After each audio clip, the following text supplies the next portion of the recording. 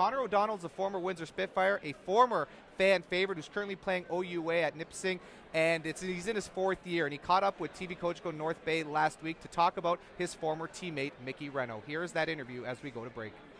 Well, the first time I met Mickey was I got traded out of Brampton into Windsor, and Mickey was actually one of the first guys that I met. The first night that I got there, I was staying in the hotel, and Mickey and another player came down and introduced themselves to me and made me feel right at home. And you know, being around Mickey, I would say that he's not only is he a really great person, but he's a great role model on the ice as well.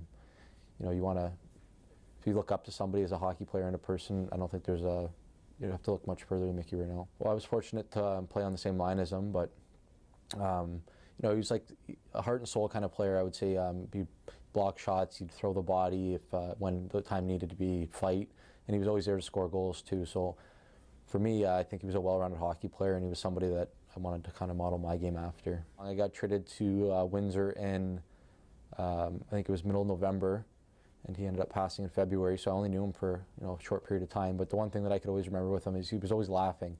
He was always one of those people that you could look down the hall and he always had a smile on his face. And if you were kind of having a rough day or things weren't going well, he was the kind of guy that would always come over to you and ask you what was wrong, and maybe make a silly joke or just kind of get you going. He was a really cheerful guy, but at the same time he was serious. But he always had that.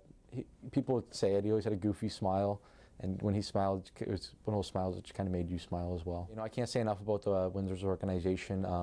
With Warren Reichel and Bob Bugner, me getting traded down there and the opportunities that they gave me, and winning a Memorial Cup with such a great organization was, probably one of the best things that ever happened in my life. And